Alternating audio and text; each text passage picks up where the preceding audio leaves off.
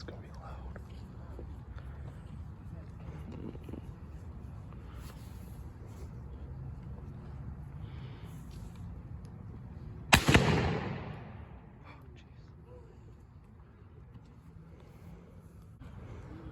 Question gap.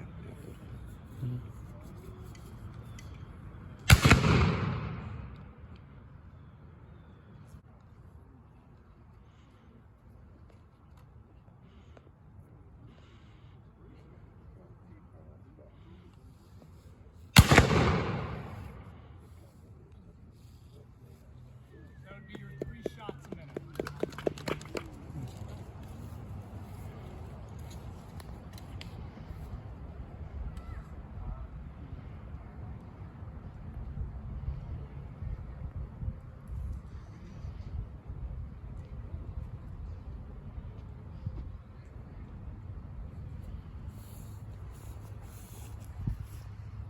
Ready.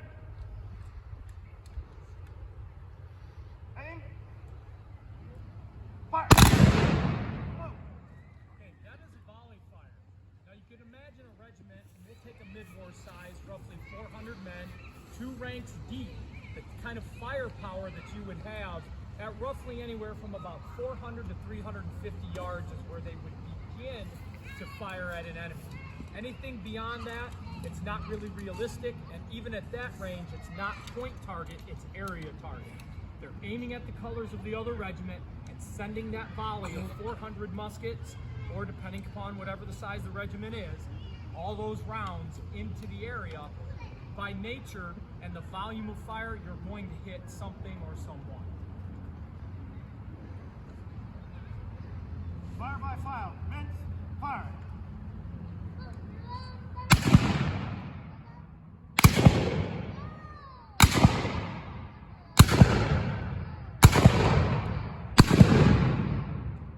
Now, fire by file was a tactic that was used so that the regiment wouldn't be all out of empty, would not have all empty guns at any one given time.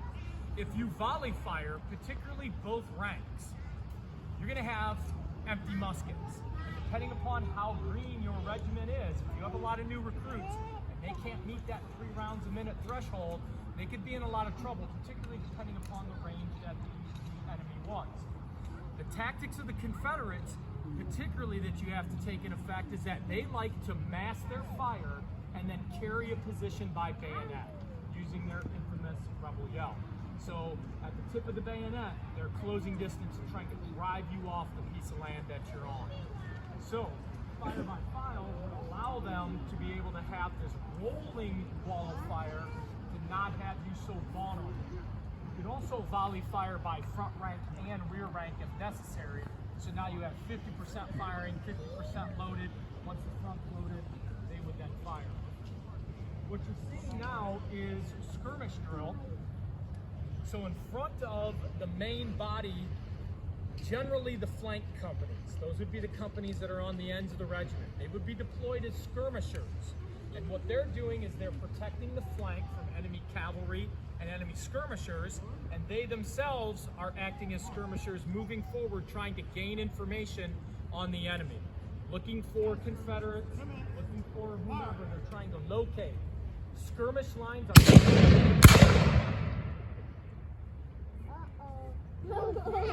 Skirmish lines are not intended to drive an enemy off. They're to go forward, probe, gain intelligence, fall back, report, and then the main line units can come up and add their firepower to the fight. Every infantry regiment had their flank companies trained as skirmishers, although there were certain regiments throughout the country trained specifically as skirmishers. However, because you can see how vulnerable you are out in space, they were provided breech loaders. Now the one thing that you notice, they're taking cover, they're either kneeling down or lying down, or taking cover with the trees. One thing of the skirmish line is that you weren't going to maintain standard order, you were actually allowed to take cover using your terrain.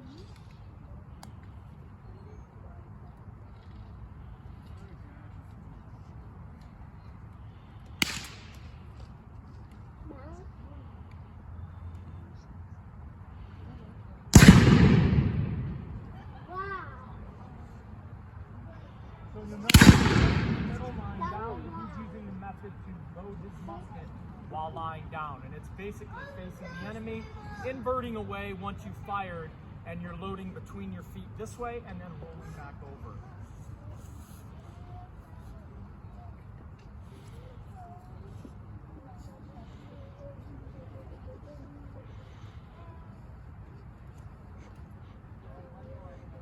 As you can see, the regiments that specialized in skirmish drill, having breech loaders, Sharps rifles, Spencers, metallic cartridge Spencers, why it would be such an advantage to muzzle loading arms simply because the pace of the skirmish line can actually fire.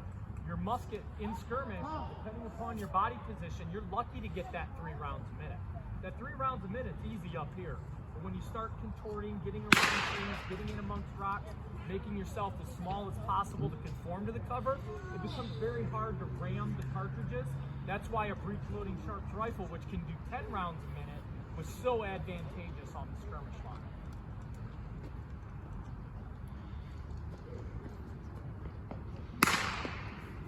Skirmish lines would also be particularly vulnerable to enemy cavalry, which at any side of cavalry, those men would muster up together in groups of 4, put their back to each other with their heels, with their bayonets, and that would be guard against cavalry. Because cavalry riding through a skirmish line, you're bound to get run over.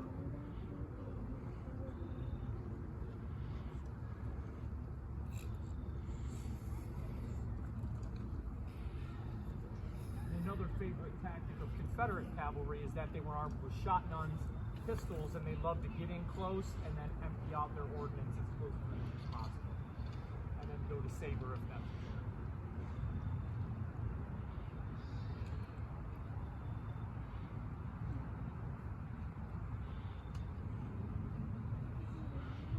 Talking about Springfield Arsenal, that at their peak they could produce 20,000 of these a month. Richmond Arsenal in Richmond, which was a main supplier of weapons to the Confederacy, in the entire 4 years of the war, supplied 20,000. So the Confederates' ability to produce weapons, 20,000 in 4 years, versus Springfield's capacity to do 20,000 a month. That's why the Confederacy was so dependent on import infields from England running the blockade and getting into the South and then distributing them to the Army, and also battlefield pickups. In the Civil War, whoever won the battle was in charge of the battlefield, caring for the wounded, exchanging wounded, exchanging prisoners potentially, but also the provost marshal, which is the equivalent of military police, going around and gathering up all usable equipment from the battlefield. Maybe there's a broken musket, but I can take off the lock plate, and maybe another one that has a broken lock plate, I can cobble together muskets that way, if not getting a full, complete weapon. To give you an idea of the success of Lee's Army of Northern Virginia and the Eastern Theater the first 2 years of the war, at the Battle of Fredericksburg after the war, which was one of Lee's greatest victories, total embarrassment to the Federals, winter of 1862, December, the Confederate provost picked up 28,000 stands of muskets off the battlefield to supply their army.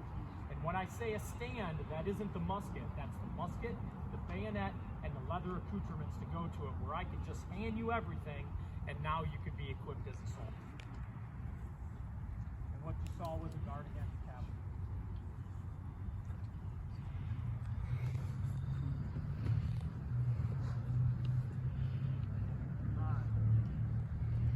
Now, before they depart, they'll make sure that their weapons are clear, so they'll cap them one more time.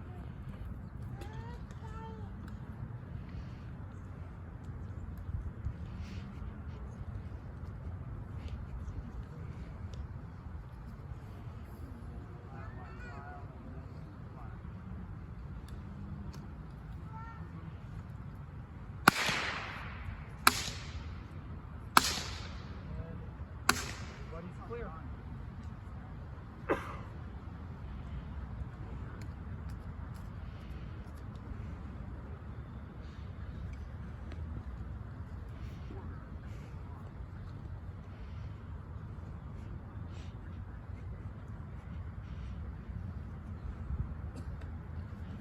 We have any questions?